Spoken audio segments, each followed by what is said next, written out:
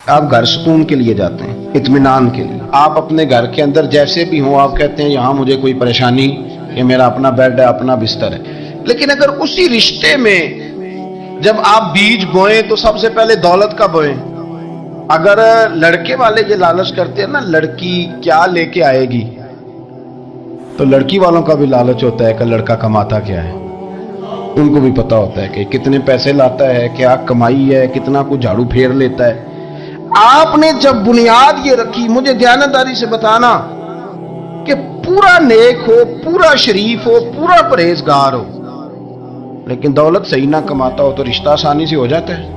وہ بس سارا کچھ ٹھیک ہے، کمائی تھوڑی سی کم ہے، وہ مشکل سے گزارا ہوگا. وہ کہتے ہیں نہیں جی نہیں، بھوکے تو نہیں نہ مرنا. کیوں؟ ہم نے اس کے اندر جب دولت کو شامل کر لیا، آ گئی دولت، تب جس رشتے کی بنیادی دولت پہ ہوگی وہاں آپ وفا تلاش کریں گے، وہاں آپ خلوص تلاش کریں گے، وہاں ہم للہیت تلاش کریں گے. اللہ کرے ہو جائے. لیکن وہ ہمارے مائنڈ سیٹ میں یہ بات ہوتی ہے کہ یہ جو معاملہ ہے یہ گڑبڑ ہے. اگر رضا الہی مقصود ہو، اگر اللہ کی رضا مقصود ہو. حضرت فاطمہ بنت قیس ایک صحابیہ تھی، انہیں طلاق ہو گئی. ان کے لیے دو رشتے آئے، ایک حضرت عبد الرحمن ابن عوف کا مالدار ترین آدمی تھے، اور ایک حضور کے غلام تھے، وہ بڑے غریب تھے، مسکین تھے. ان کے والدین کی خواہش تھی کہ عبد الرحمن ابن عوف سے شادی ہو جائے، وہ بھی تو بڑے نیک ہیں، وارثہ ہیں، عشرہ مبشرہ ہیں. حضرت فاطمہ بنت قیس نے کسی بندے کی ڈیوٹی لگائی، کہنے لگی پتہ کرو نبی پاک کی رضا کیا ہے، حضور کی رضا کدھر ہے. تو پتہ چلا حضور کی خواہش غریب کی طرف ہے. تو وہ خاتون اپنے ماں باپ کو کہنے لگی میرا نا اس غریب سے رشتہ کرا دو. انہوں نے کہا پتر بیٹیوں کے بارے میں ماں باپ بڑے احساس ہوتے ہیں، ہم چاہتے ہیں کہ عبد الرحمن ابن عوف مالدار ہے تو وہ بھی تو نیک ہے نا، حضور نے دنیا میں جنت کی بشارت دی اور ان کا بڑا اعزاز ہے، حضور نے ان کے پیچھے نماز پڑھی، بڑا مرتبہ بڑا مقام والا صحابی ہے، وہ تو غریب آدمی ہے. اور پھر حضور نے حکم تو نہیں نہ دیا، خواہش کا اظہار کیا ہے. اس بی بی کے جملے بڑے شاندار ہیں. کہنے لگی آپ مجھے اللہ کی رضا کے لیے نا میرے نبی کے حوالے کر دیں، مجھے امید ہے اللہ رسول مجھے کبھی ضائع نہیں فرمائیں گے. حوالے کریں رسول کائنات. چھوڑیں کو ضروری ہے دنیا داری ہر طرف دیکھنا، کہیں کوئی کام ایسا بھی تو ہو نا جو محبت کے زور پہ ہو، جو محبت کے لیے ہو. ہمارے پاس بڑے سارے لوگ آتے ہیں، بڑے سارے لوگ آتے ہیں، اور ہم اس قابل بھی نہیں جتنے لوگ آ جاتے ہیں. میں صحیح کہہ رہا ہوں، بالکل کوئی حیثیت نہیں، 1% بھی. جب پلٹ کے دیکھتے ہیں تو شرم آتی ہے کہ یار اتنی دور سے بندہ چل کے آ گیا، اس کو کیسے سمجھائیں، کس طرح کر کے. تو ایک بزرگ آ گئے اور وہ اچھے صاف ستھرا ان کا مزاج تھا، بڑے شاندار. تو میں زیارت کے لیے ہوں. تو میں نے کہا زیارت شہرت والا تو کھاتا کوئی نہیں، چلو آپ آ گئے ہیں تو کوئی حکم کریں. تو کہنے لگے کوئی حکم نہیں، میں اللہ کی رضا کے لیے آیا ہوں. یہ کوئی تقریر نہیں تھی، ایک خطبہ نہیں تھا، نہ ان کے سامنے سپیکر تھا، نہ وہ شور کر رہے تھے، نہ وہ نعرے لگوا رہے تھے، نہ وہ ہاتھوں پہ ہاتھ مار رہے تھے. اور اس بندے نے کہا اللہ کی رضا کے لیے آؤں، تو وہ بھی رو پڑے تو میں بھی رو پڑا. ختم ہو گئی بات. اب بات کو سمجھیں، یہ اتنا تگڑا رشتہ ہے نا یار. کسی رشتے کے بیچ برادری ہوتی ہے، کسی رشتے کے بیچ خاندان ہوتا ہے، کسی رشتے کے بیچ قبیلہ ہوتا ہے، کسی رشتے کے بیچ رنگ نسل ہوتی. وہ کتنا تگڑا رشتہ ہے کہ دو بندوں کا رشتہ ہو، ایک بیچ میں خدا ہو، دوسرے محمد مصطفیٰ ہو. آپ کتنا اسے مضبوط رشتہ سمجھیں گے جس کے بیچ اللہ رسول. اتنا تگڑا رشتہ، اتنا مضبوط تعلق، اتنی وسعت اس کے اندر. اللہ کی رضا کے لیے حضرت موسیٰ کلیم اللہ علی نبینا علیہ الصلوۃ والسلام سے رب کریم نے فرمایا، کہا اے موسیٰ میری رضا کے لیے بھی کوئی کام کیا ہے؟ موسیٰ علیہ السلام نے عرض کی یا اللہ میں نے تبلیغ کی. تو فرمایا وہ تو آپ کی ذمہ داری تھی. امام غزالی نے روایت لکھی ہے، اے اللہ میں نے آپ کے تمام احکامات پہ عمل کیا، موسیٰ وہ تو آپ نے کمال کیا، اللہ کے پیغمبر ہیں. میری رضا کے لیے تو یا اللہ تیری رضا کے لیے کیا ہے؟ تو رب کریم نے فرمایا کسی بندے سے صرف اس لیے پیار کیا ہے کہ وہ اللہ کا بندہ ہے، فقط اس لیے پیار کیا ہو کہ وہ اللہ کا بندہ ہے، فقط اس لیے. نبی پاک نے نا ہمیں تکلیف میں رہ کے پیار کرنے کا درس دیا. بخاری مسلم میں حدیث ہے، حضور اپنے مدینے کی شان بیان کرنے لگے. محبوب فرماتے ہیں یمن فتح ہوگا تو وہاں کھیت اچھے ہوں گے، کھلیان اچھے ہوں گے، کاروبار اچھے ہوں گے، تو کچھ لوگ مدینے والے وہاں جا کے رہنے لگ جائیں گے، آباد ہو جائیں گے. لیکن حضور فرماتے ہیں المدینہ تو خیر لہم لو کانوا یعلمون. بات کو سمجھنا، فرمایا کہ وہاں کھیت کھلیان اچھے ہیں، ان کا کاروبار وہاں زیادہ چلے گا. لیکن رسول کریم نے فرمایا مدینہ ہی ان کے لیے بہتر تھا، کاش وہ اس بات کو جان لیتے۔ فرمایا پھر عراق فتح ہوگا تو وہاں بھی کچھ لوگ چلے جائیں گے، کاروبار ان کا اچھا چل جائے گا، وہاں رہنے لگیں گے، لیکن فرمایا المدینہ تو خیر لہم لو کانوا یعلمون، فرمایا مدینہ ہی ان کے لیے بہتر تھا، کاش وہ سمجھ لیتے۔ اور میرے نبی پاک علیہ السلام نے فرمایا جو مدینے میں ڈٹے رہیں گے اور مدینے کی تکلیفوں پر صبر کریں گے، اذیتوں پر صبر کریں گے، فرمایا اگر وہ گناہگار ہوں گے مدینے میں رہنے والے تو میں قیامت میں ان کی سفارش کروں گا، اور اگر نیکوکار ہوں گے تو میں اللہ کی بارگاہ میں ان کی نیکیوں پر گواہ بن جاؤں گا، گویا میں ان کے ساتھ رہوں گا۔ مدینے کے ساتھ نبی پاک کی جو محبت ہے، حضور کا جو پیار ہے، جس رات میرے نبی پاک صلی اللہ علیہ وسلم مکہ مکرمہ سے نکل رہے تھے نا مدینہ طیبہ جانے کے لیے، تو حضور نے دعا فرمائی، کہا اے اللہ تو نے مجھے اس شہر سے نکالا جو مجھے بڑا ہی پیارا تھا، اے اللہ یہاں بڑی یادیں تھیں، بڑا پیار تھا، تو نے وہاں سے نکالا جو مجھے بڑا پیارا تھا، اے اللہ اب تو مجھے اس شہر میں داخل فرما جو تجھے بڑا پیارا ہے، وہاں داخل فرما جو تجھے بڑا پیارا ہے۔ مدینہ طیبہ کے لیے نبی پاک نے دعا فرمائی، کہا اے اللہ تیرے نبی ابراہیم علیہ السلام نے مکے کے لیے دعا کی تھی، میں مدینے کے لیے دعا کر، اللہ مدینے میں دگنی برکت عطا فرما۔ اللہ کے محبوب علیہ السلام کی خاص دلچسپیاں مدینہ طیبہ کے ساتھ۔ بندہ جب اپنے گھر واپس لوٹ کے آتا ہے تو شوق ہوتا ہے ذرا جلدی سے نا گھر پہنچ جاؤں، ذرا تھوڑا جلدی چلا جاؤں، کئی سفر سے آئے۔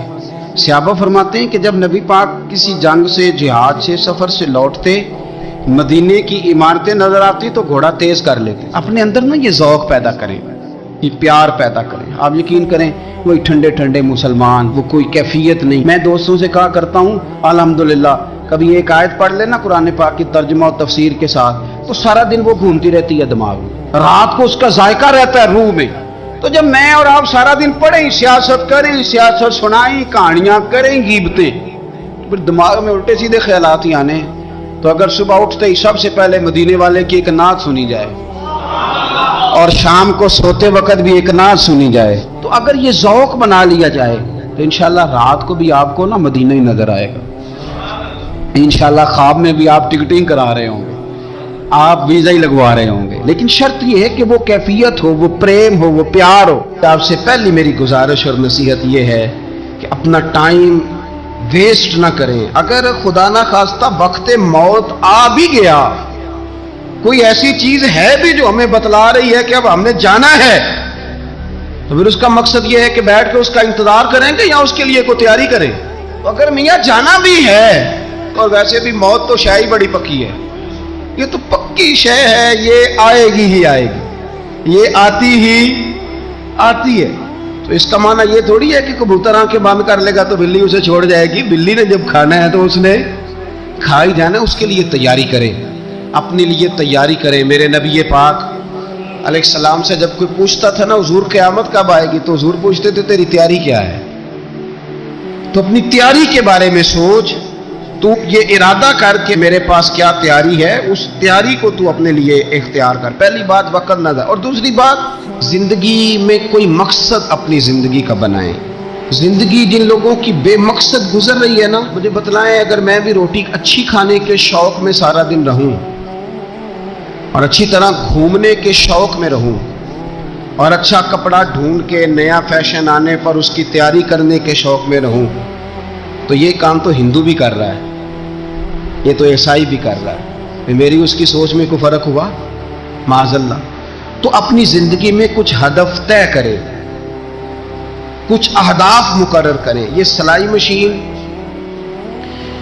اربوں روپیہ لگتا ہے، کروڑوں روپیہ لگتا ہے کپڑے کی فیکٹری لگانے پہ، اس میں کام ہوتا ہے، کاروبار ہوتا ہے، اور پھر وہ بڑی مشکل سے کپڑا آگے تقسیم ہوتا ہے، پھر جو لوگ خرید کے لاتے ہیں وہ بڑا مہنگا خرید کے لاتے ہیں۔ تو اگر سلائی مشین ہی نہ ہو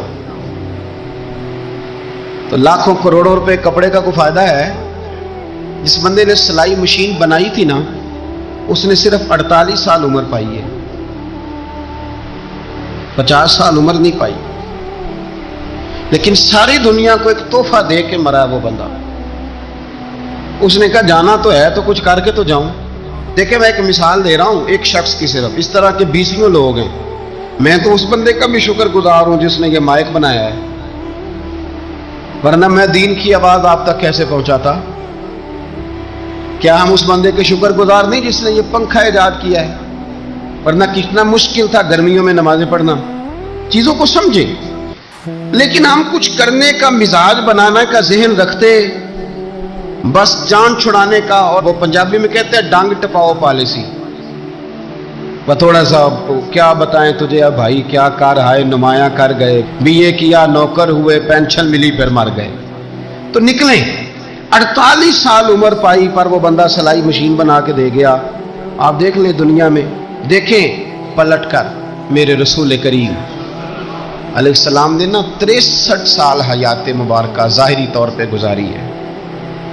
اگر کبھی حضور کی وہ 63 سال کی زندگی اور اس میں حضور نے 23 سال کام کیا، 40 سال میں اعلان نبوت کیا، 11 بیویاں ازواج گھر میں موجود ہیں، کسی کو شکایت نہیں، حضور کی 4 بیٹیاں نواسے نواسیاں، کسی کو شکایت نہیں کہ حضور ہمیں وقت نہیں دیتے۔ نبی پاک کے کل 1,44,000 صحابہ، امت تو گینی کوئی نہیں نہ سکتا، اتنے لوگوں کو بیک وقت ٹائم دیا، ان کی باتیں سنی۔ آپ حدیثیں پڑھیں، کسی کے گھر کھانا کھانے گئے، کسی کے انتقال پر گئے، کسی کی تیمارداری کرنے گئے۔ نبی پاک صلی اللہ تعالی علیہ وسلم نے بہت ساری جنگیں لڑی۔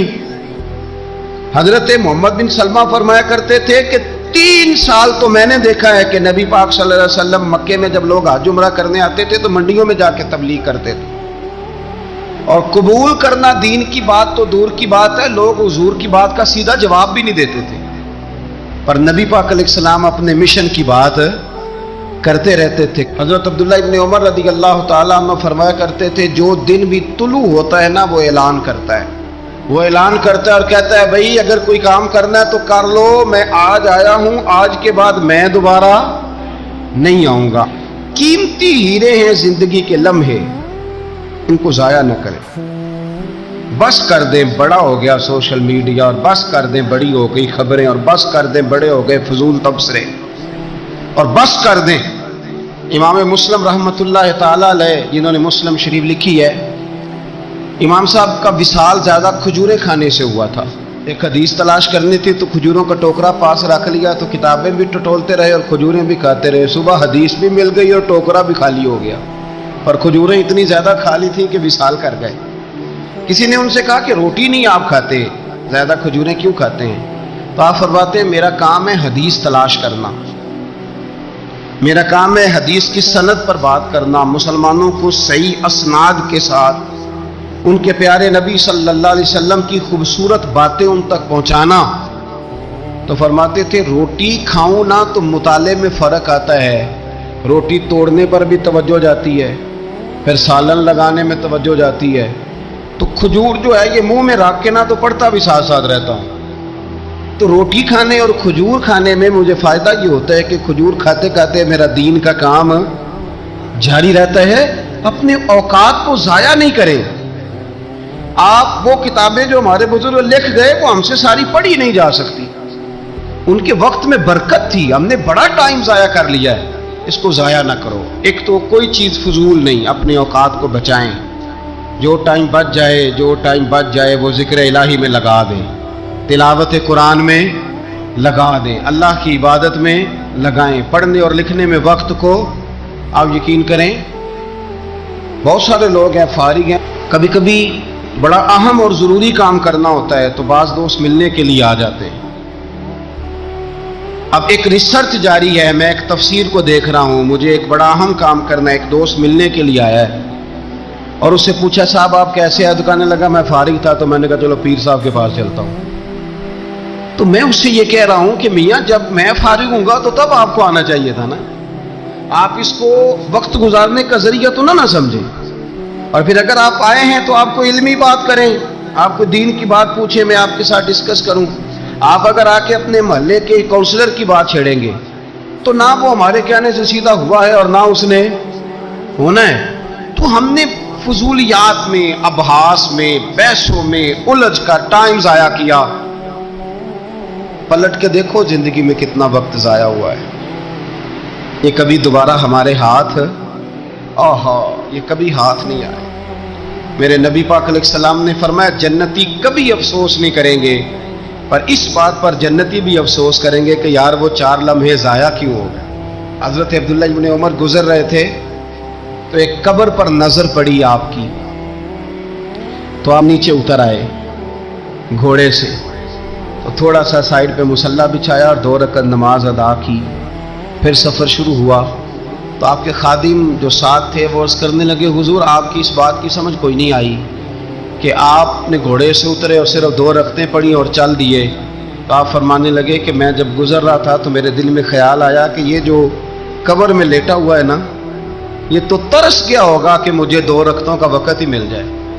حضرت عبداللہ ابن عمر کہتے ہیں میرے ذہن میں خیال آیا کہ قبر میں لیٹ کے ترس رہا ہوگا کہ مجھے 2 رکعتوں کا، لیکن یہاں تو لوگوں نے میرے بھائی 6 گھنٹے گردنیں تھک گئی موبائل پہ جھکی ہوئی، لیکن محمل اور فضول اور کوئی معنی نہیں اور کوئی مقصود نہیں، اور اس نے یہ کہہ دیا تو اس نے وہ کر دیا، اور اس نے یہ آج کل جو بیماری چلی ہے نا، اس سے سب سے زیادہ نفسیاتی مریض وہ لوگ بن رہے ہیں جن کا تعلق موبائل اور خبروں سے زیادہ ہے۔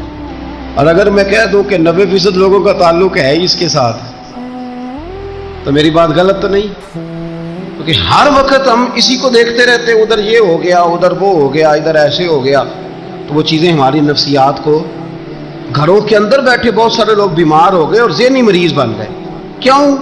اس لیے کہ انہوں نے اپنا دل نہ قرآن پاک میں لگایا، نہ تلاوت میں لگایا، نہ اذکار میں لگایا، نہ وظائف میں لگایا، نہ ہماری طبیعت ہے یہ کام کرنے کی، تو الٹا سیدھا سوچ ساچ کے تو ہم الجھ جاتے ہیں۔ یہ گھروں میں جھگڑے زیادہ کیوں ہوتے ہیں کہ بہو ذکر نہیں کرتی اللہ کا، ساس کے خلاف ہی سوچتی رہتی ہے، اور ساس ناراض نہ ہو، ساس و سسر جن کی عمر اب اتنی زیادہ ہو گئی ہے کہ اب اگلا سٹیج دنیا سے جانے کا ہی ہے، وہ بھی اتنی توجہ کرتے ہیں کہ یہ میرا بیٹا کیا آج شام کو مٹھائی کا ڈبہ لایا ہے کہ یہاں وہ مالٹے سیب لایا ہے۔ اگر ساری توجہ ادھر دینی تھی تو اس سے زیادہ بہتر نہیں تھا کہ مصلی کو وقت دیتے؟ اتنی باریکی سے لوگوں کا خیال نہ رکھیں، اپنا خیال رکھیں۔ تو حضرت عبداللہ ابن عمر فرمانے لگے یہ تو ترس گیا ہوگا نا قبر میں کہ 2 رکعتوں کا وقت مل جائے تو میں پڑھ لوں۔ تو آپ فرمانے لگے میرے دل میں خیال آیا یہ تو ترس رہا ہے، تو مجھے تو وقت ملا ہوا ہے نا،